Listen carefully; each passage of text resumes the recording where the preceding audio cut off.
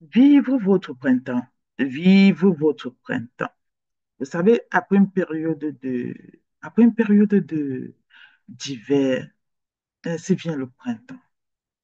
J'aimerais vous dire que si vous vous apprêtez à être une brute d'aujourd'hui, si vous aspirez à être une brute, il faut s'attendre à ce que Dieu amène vos progrès en termes d'honneur et d'influence. Mais, mais il y a une chose à savoir. Il est impossible de vivre une telle destinée si l'on n'accepte pas de traverser les épreuves nécessaires pour devenir un réceptacle débordant de bénédictions de Dieu. Il n'y a pas de printemps s'il n'y a pas eu de saison hivernale. Les saisons se suivent. Les saisons se suivent. Pour vivre le printemps, il faut absolument passer par l'hiver. Voilà. Vous savez, Ruth, dans sa condition, elle était prête à suivre son mentor Naomi jusqu'à se faire ensevelir avec elle. Ce qui l'a aidé, nous pouvons mentionner sa fidélité, son engagement. Et dit son engagement. Donc, nous devons comprendre que nous ne pouvons escompter une moisson abondante que si nous ne sommes prêtes à tout aussi pour l'obtenir. Notre génération aujourd'hui, nous voulons de l'abondance. Nous voulons des grâces. J'entends souvent des personnes dire que ta grâce s'attache à la mienne. Mais parfois, tu regardes comme ça. Tu vois, tu te poses la question de savoir, est-ce qu'elles sont prêtes à faire comme Ruth? Parfois même des personnes, je vois souvent des personnes même auprès des leaders, mais qui ne sont pas prêtes à faire aucun sacrifice. Sacrifice même en termes de temps. Parce que depuis le début, nous voyons bien, nous voyons bien que Ruth, elle a été cette femme-là, obéissante. Et ce qui l'a amené à vivre la gloire, le service. Le service. Et profondément, moi j'aimerais m'arrêter pour vous dire une vérité. Quand vous voulez vous attacher au manteau de quelqu'un, quand vous voulez vous attacher concrètement à la grâce de quelqu'un, posez-vous toujours la question de savoir quelle est ma part que je fais auprès de la personne. Quelle est ma part que je fais auprès de la personne? Nous voyons ici que Ruth a été persévérante auprès de Naomi. Servie par son temps, décidé de quitter sa terre natale pour partir en terre inconnue avec son mentor. D'autres personnes décident juste de servir, de servir. Or, notre génération, on ne veut plus. On n'est pas une génération résiliente comme par le passé. Beaucoup de personnes aujourd'hui n'acceptent pas le service. Ni servir avec le temps, ni servir avec de l'argent, ni, ni servir pour rien du tout, mais veulent la grâce, veulent s'attacher au manteau des personnes. Mais j'aimerais vous dire que ça ne marche pas comme ça, malheureusement. Voilà. Et puis, quand je parle de service ici, il y a servir et servir. Il y a un service qui, qui va facilement, je dis que qui va facilement ou impérativement vous connecter à la grâce d'un leader, d'un mentor. C'est le service dans lequel on s'abandonne. C'est le service dans lequel on ne s'attend à rien. Voilà. C'est venir vraiment servir parce que Dieu vous a dit, sur cette terre-là, c'est où vous devez être pour servir. Et quand vous servez donc, vous ne vous attendez à rien. Si vous attendez donc à une moisson je vais dire sur le manteau d'un leader, euh, d'entrée de jeu, ce n'est pas bien. Moi, je vais vous dire, pourquoi je vous dis ça? Parce que toutes les personnes, tous les mentors, que ce soit les pères, qui m'ont vraiment béni, dont leur manteau s'est déteint sur moi, c'est des personnes que j'ai aimées et que j'ai décidé par la volonté de Dieu, j'ai sondé la volonté de Dieu pour pouvoir être dans l'obéissance auprès de ces personnes-là, servir en termes d'argent ou de temps, mais sans rien attendre d'avance. C'est-à-dire quoi? Tous mes pères, en fait, je n'avais pas pour mission première d'aller récupérer ou recevoir quelque chose d'elle. C'est là où on a toute la différence. Nous voyons que le désir, la persévérance, la détermination de Ruth, en aucun cas ici, sa détermination première était d'abord de recevoir quelque chose de Naomi. Nous voyons qu'elle a été dans l'abandon total, euh, dans son choix de servir Naomi, dans l'amour total. Et c'est là où il y a toute la différence. Or, beaucoup de personnes aujourd'hui, quand elles viennent auprès de vous, c'est qu'elles ont déjà ciblé ce qu'elles veulent. Or, pour que votre manteau se déteint sur des personnes, c'est Dieu en fait. Il n'y a que Dieu qui décide en fait de faire déteindre le manteau d'un leader, d'un mentor sur une mentorée. Voilà. Et cela va passer aussi par le fait que Dieu va vous éprouver. Il va sonder vos cœurs. Il va sonder l'état de vos cœurs. Et si Dieu trouve en vous ce qu'il veut, ainsi, il va faire déteindre dans le manteau du mentor ou de la leader sur vous. Ce que je vous dis là, c'est plein de profondeur. Ce que je vous dis, c'est de la nourriture solide, en d'autres termes. Il faut avoir un certain degré de mindset pour pouvoir comprendre. Voilà. Il faut avoir aussi un degré de maturité, de discernement pour comprendre en profondeur ce que je suis en train de dire. Voilà. Vous devez être une génération de femmes que vous devez choisir la bonne part. La bonne part. Je me souviens un jour, c'était même au cours de cette année, euh, mon mentor m'avait dit, tu as choisi la part de Marie. Et vous devez arriver à cette dimension-là où les pères, les mentors qui sont autour d'eux, qu'elles vont vous voir vraiment dans ce positionnement d'abandon total. Vous ne devez pas être des femmes calculatrices. Ne calculez pas pour aller servir. Quand vous calculez pour aller servir, votre démarche déjà est entachée. Quand vous voulez même servir, il faut vraiment demander à Dieu sur quelle terre je puis servir. Et servir comme dans ma maison, sans rien attendre. Et vous savez, quand vous êtes chez vous, vous le faites avec bon cœur et sans rien attendre, sans attendre de récompense ou de salaire. Je vois beaucoup de gens parfois qui sont déçus. Je vois beaucoup de gens parfois, oui, qui sont découragés, déçus, parce que ces gens-là ont été beaucoup dans le calcul, vont vers le mentor avec beaucoup de calcul. Je vais aller faire ci pour recevoir ça.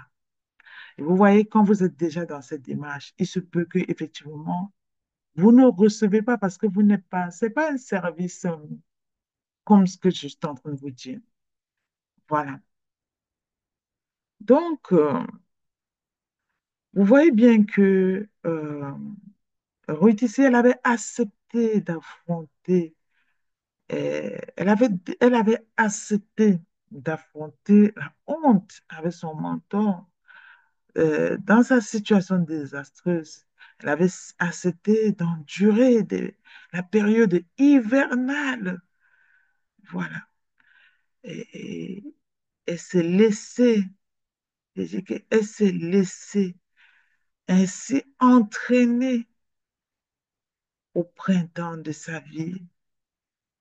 Elle s'est laissée entraîner au printemps de sa vie et, et de jouir, et de jouir des, des récompenses, des récompenses d'une famille, d'un mariage heureux et d'avoir aussi une situation honorable en territoire étranger et de vivre dans l'abondance des élus de Dieu.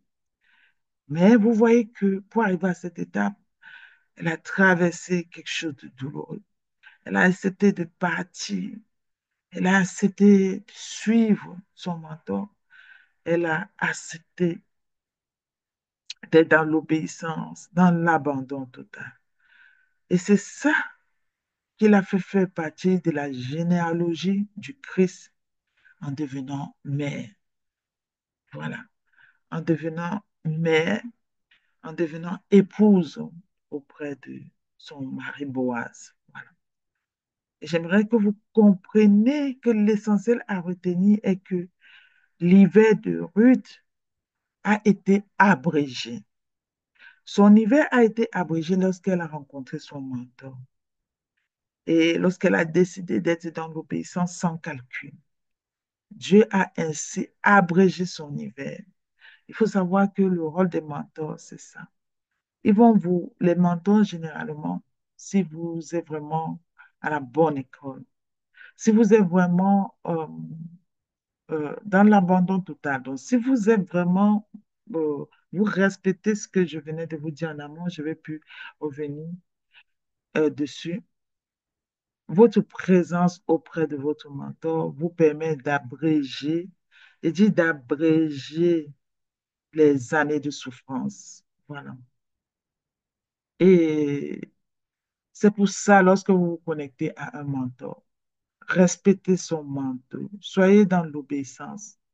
J'ai vu beaucoup de gens commettre beaucoup d'erreurs ces dernières années. Aller auprès de mentors, au lieu d'être dans le service, déjà d'autres personnes ne veulent pas servir, mais veulent les grâces, veulent les résultats. J'ai vu des gens faire beaucoup d'erreurs, aller auprès des mentors pour récolter des informations et aller de l'autre côté euh, pour dire.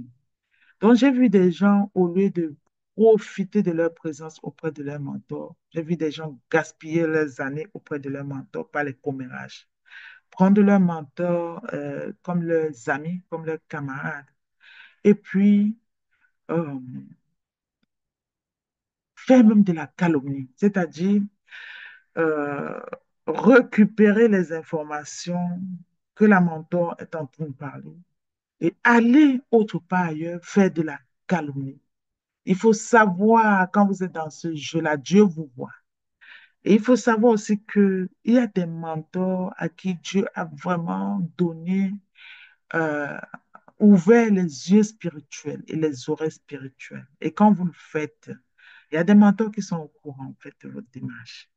Même si elles ne vous disent rien, il y a des mentors qui sont au courant de ce que vous faites.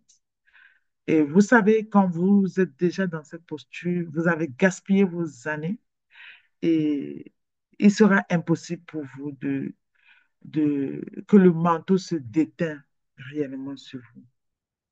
Voilà. J'ai dit, Ruth était tellement dans l'abandon total au point où je vous amène dans ses déclarations, Ruth 1, 16 et 17. Elle disait à son manteau, où tu iras, j'irai, et où tu demeureras, je demeurerai. Ton peuple est mon peuple et ton Dieu est mon Dieu. Où tu mourras, je mourrai et j'y serai enseveli. Que l'Éternel me fasse ceci et qu'il ajoute cela si ce n'est pas la mort qui me sépare de toi. Vous voyez que Ruth, en prenant cette posture, ce n'était pas juste une simple parole. Vous voyez la détermination. Vous voyez à ce stade même qu'elle n'est même pas dans le calcul. Elle est dans l'abandon total. Qui est ton mentor aujourd'hui? Et quelle posture as-tu envers ton mentor? Quelle relation vous avez et quel est ton degré d'abandon dans le service auprès de ton mentor? Ruth, en prenant cet engagement, elle venait juste de faire alliance avec Naomi. Et même, pas seulement avec Naomi, mais avec le Dieu de Naomi. Voilà. Elle venait de faire la même chose avec Dieu. Et dès lors qu'elle s'est mise au service de Dieu, aux côtés de Naomi, pour qu'il la façonne et la purifie, tout ce qui faisait obstacle à sa destinée a été ainsi. C'est-à-dire que tout ce qui faisait obstacle à sa destinée a été ainsi détruit. Et il faut comprendre que cette détermination-là a parcouru 80 kilomètres, 80 kilomètres entre Moab de Bethléem. Vous vous en rendez compte? Et la durée d'un tel voyage a laissé à Ruth le temps de se préparer pour sa moisson. Aujourd'hui, parfois, les gens viennent vous dire, ah, on a envie de servir. Tu leur dis juste, oh, mettez juste même une exhortation dans l'académie, une fois par semaine. Les gens ne sont pas prêts à tenir, mais les gens veulent la grâce et, et l'abondance. Les gens veulent le manteau. Ça ne se passe pas comme ça. J'aimerais vous dire ceci. Un mentor qui ne peut pas vous amener à chercher Dieu. Un mentor qui ne peut pas vous amener dans la foi. Parce que tout commence par le spirituel. Tout commence par le spirituel. Un mentor qui ne peut pas vous amener, en fait, à aller dans le discernement. Pour aller dans le discernement, vous devez être attaché à la parole divine. Ce mentor-là, il sera compliqué, en fait, que vous obtenez auprès d'elle ce que vous voulez. Et beaucoup de personnes veulent tout de suite. Je veux immédiatement tout de suite. Et le problème de beaucoup de mentors aujourd'hui, c'est ça, en fait. C'est qu'il y a des personnes, parfois des personnes fausses, très fausses, qui viennent vers des mentors. Oui, effectivement, juste pour avoir ce qu'elles veulent. Mais avec cette rapidité, cette précipitation-là, lorsqu'elles ne parviennent pas à avoir ce qu'elles veulent, d'autres sont dégoûtés et détestent les mentors, les détestent gratuitement, se transforment même en calomniateurs. Et c'est dommage. Et c'est dommage. Vous vous attaquez à un mentor. Il faut savoir que la majorité des mentors, quand c'est Dieu qui les a donné le mandat, quand c'est Dieu qui les a donné le mandat, il faut savoir que quand vous vous attaquez à un mentor, que ce soit sournoisement, que ce soit par les médisances, peu importe votre façon sournoise de procéder, il faut savoir que vous vous attaquez à Dieu au travers de ce mentor. Voilà. Ce que je vous dis là, c'est tellement pertinent, c'est tellement pertinent. J'ai dit, comprenez encore ça une fois pour toutes. Il y a les personnes, les leaders, que c'est Dieu qui les a façonnés. Le vrai leadership, le vrai mentorat, pour la majorité des cas, c'est Dieu qui les a conféré le mandat. Et quand c'est comme ça, il faut savoir que ces personnes-là agissent pas pour elles-mêmes personnellement. Elles agissent au nom de Dieu dans leur vie. Elles agissent par rapport au Dieu de leur appel. Donc, quand vous venez sournoisement, je dis vous attaquez à un leader, vous attaquez à un mentor parce que vous n'avez pas reçu ce que vous voulez. Il faut savoir que vous venez de déclencher la guerre à Dieu au travers de ce mentor-là. Et c'est pourquoi vous allez voir certaines personnes vont être dans l'errance totale parce que même après les attaques, ils vont voir que la mentor ou le leader va aller toujours de gloire en gloire et que tous les stratagèmes ne font malheureusement rien parce que le Dieu dont nous parlons, le Dieu de Naomi et de Ruth, c'est un Dieu juste. Le Dieu de l'Académie Grâce Divine, c'est un Dieu juste. Voilà. Et nous voulons comprendre ici une chose, que quand je suis allée en profondeur pour comprendre l'histoire de Ruth, nous voyons que